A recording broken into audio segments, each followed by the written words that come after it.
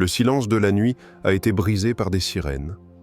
Dans les rues de Tel Aviv, les gens ont couru vers les abris, tandis que les écrans géants annonçaient une nouvelle glaçante. Israël vient de déclarer l'état d'urgence. Mais ce n'est pas Gaza qui est en première ligne, ni même la Cisjordanie. Cette fois, le regard de Benjamin Netanyahou se tourne plus au sud, bien plus loin, le Yémen et même le Qatar. Un instant, la carte du Moyen-Orient s'illumine comme une partie d'échecs en feu. On croyait que les Houthis resteraient confinés à leurs montagnes, isolés par les années de guerre et de blocus. Pourtant, depuis les plaines brûlantes de Sanaa, un rugissement s'élève. Les missiles quittent leur rampe de lancement, les drones tracent des lignes incandescentes dans le ciel. La riposte n'est pas seulement militaire, elle est massive, brutale, inattendue. Et là, une question explose dans tous les esprits. Est-ce le début d'un basculement historique? Les chancelleries tremblent, les marchés vacillent. Les alliances se fissurent. On croyait connaître le scénario. Israël contre Gaza, Washington contre Téhéran. Mais un nouvel acteur surgit.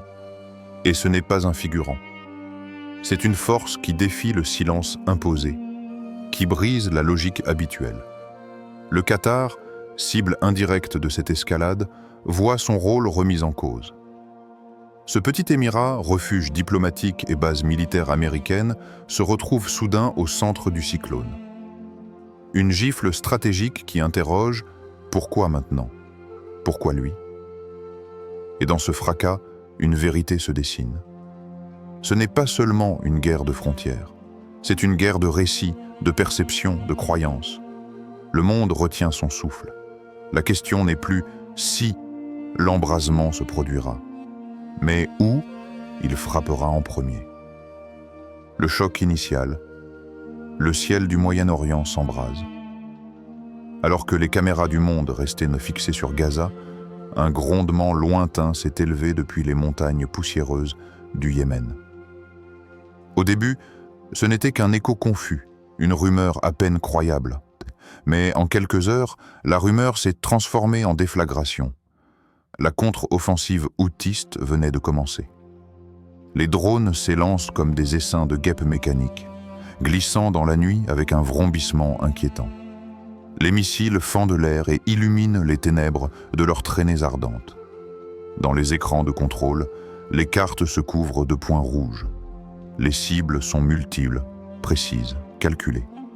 Pourtant, ce qui choque le plus n'est pas seulement la puissance des frappes, mais l'endroit d'où elles viennent, le Yémen. Ce pays écrasé par la pauvreté, brisé par des années de guerre, que beaucoup considéraient comme un spectateur lointain, presque insignifiant dans le jeu régional. Aujourd'hui, il devient le cœur incandescent de la confrontation. À Sanaa, les cris se mêlent aux prières. Chaque tir n'est pas seulement une réponse militaire.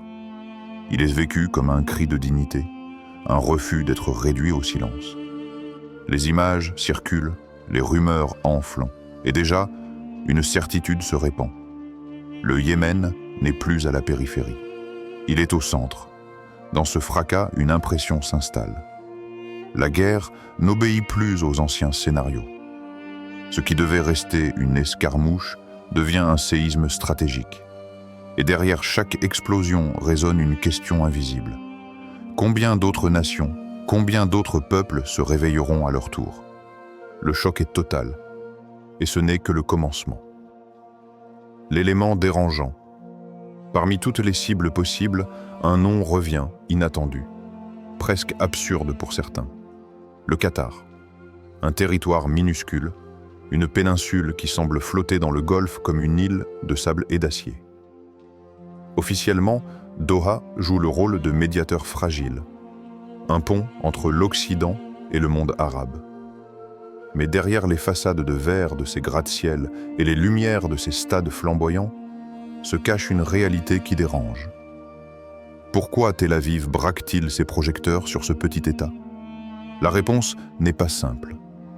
D'un côté, le Qatar accueille sur son sol l'une des plus grandes bases militaires américaines de la région, garantissant en apparence sa sécurité. Mais de l'autre, Doha finance, soutient et parfois protège des acteurs que beaucoup à Jérusalem considèrent comme hostiles. Un double visage, un jeu dangereux. Et c'est là que se glisse la fissure. Ce rôle d'équilibriste, longtemps toléré, devient soudain insupportable dans le climat explosif actuel. Le Qatar ne peut plus se cacher derrière son image de médiateur. Il devient une cible, non pas pour ce qu'il fait publiquement, mais pour ce qu'il incarne. L'ambiguïté, l'ombre, la diplomatie souterraine. Ce n'est pas seulement une attaque contre un pays. C'est une attaque contre un symbole. Celui des alliances fragiles, de ces accords tacites qui tiennent debout uniquement tant que personne n'ose les briser. En visant Doha, Tel Aviv ne tire pas sur un ennemi déclaré. Il ébranle l'architecture secrète des équilibres régionaux. Et soudain, une inquiétude s'installe. Si le Qatar peut être visé malgré son rôle stratégique pour Washington, qui sera le prochain? Le rebondissement. Au milieu du vacarme des explosions, une déclaration inattendue s'élève. Les Houthis ne parlent plus seulement de missiles, de drones ou de cibles militaires. Leurs mots frappent plus fort que leurs armes. Notre combat est spirituel. Nous défendons la dignité, nous répondons à l'oppression. Cette affirmation change tout. Car jusque-là, on pouvait réduire ce conflit à un affrontement de forces inégales. Une guerre asymétrique où des combattants démunis défient une puissance régionale. Mais lorsqu'un peuple affirme que son combat dépasse les calculs politiques, qu'il devient une quête de sens, un devoir moral, alors l'équilibre psychologique se déplace. Ce n'est plus seulement la peur des bombes qui habite les esprits, mais la force d'une conviction. Et cette conviction, paradoxalement, devient plus redoutable que n'importe quel arsenal. Car une armée peut vaincre un adversaire armé, mais que faire face à des hommes et des femmes persuadés que leur résistance est un acte de foi? Chaque drone lancé n'est plus perçu à Sanaa comme une arme froide, mais comme une prière projetée dans le ciel. Chaque missile devient un symbole de refus. Le refus de plier devant l'arrogance, le refus d'abandonner la dignité que Dieu a placée en chaque être humain. Et dans ce basculement, la guerre change de visage. Elle n'est plus seulement matérielle, elle devient existentielle. Elle interpelle non seulement les gouvernements, mais aussi les consciences. Car si la dignité est en jeu, alors ce conflit ne se joue pas seulement dans les airs ou sur les mers, mais dans les cœurs. Les implications profondes. Ce qui se joue aujourd'hui ne peut plus être réduit à des cartes militaires ou à des calculs géopolitiques. Non, c'est bien plus grand, bien plus grave. C'est une lutte d'âme, un affrontement entre l'orgueil terrestre et la confiance en Allah, entre ceux qui croient maîtriser le destin des peuples par la force et ceux qui s'abandonnent à la justice divine. Regardez les images. D'un côté, les stratèges entourés d'écrans, persuadés que leurs alliances, leurs missiles, leurs milliards suffiront à dicter l'avenir.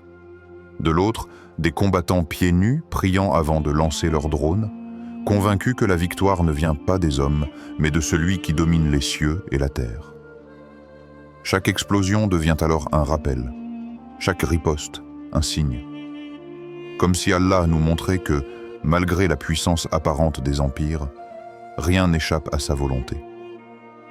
Les nations s'élèvent et tombent, mais sa justice reste. Et nous, spectateurs de ce tumulte, sommes appelés à voir au-delà des apparences. Ne pas nous laisser hypnotiser par les chiffres, les discours et les propagandes. Comprendre que ce conflit révèle l'arrogance des puissants, mais aussi la résilience de ceux qui placent leur espoir en Dieu. Oui, les rois et les présidents croient contrôler l'histoire. Mais l'histoire n'appartient pas aux hommes, elle appartient à Allah.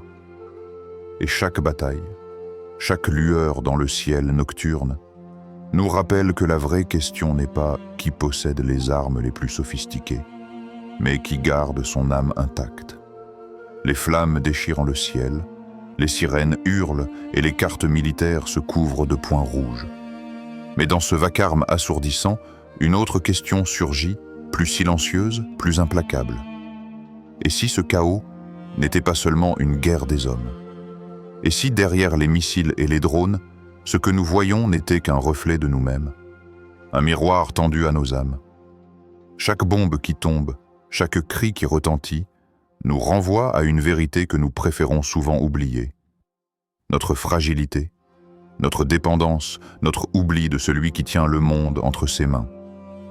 Car au fond, ce n'est pas seulement l'histoire du Yémen, d'Israël ou du Qatar. C'est l'histoire de l'humanité, répétée encore et encore. L'orgueil qui s'élève, la résistance qui s'organise, et au-dessus de tout cela, la justice divine qui attend son heure. Peut-être que ce tumulte n'est pas seulement une tragédie politique. Peut-être est-il un rappel, un signe. Une voix qui crie au milieu des décombres. Revenez, revenez vers celui qui détient le véritable pouvoir, celui devant qui toutes les armées sont insignifiantes, celui devant qui les palais des rois s'effondrent comme des châteaux de sable. Le dernier choc n'est pas une explosion.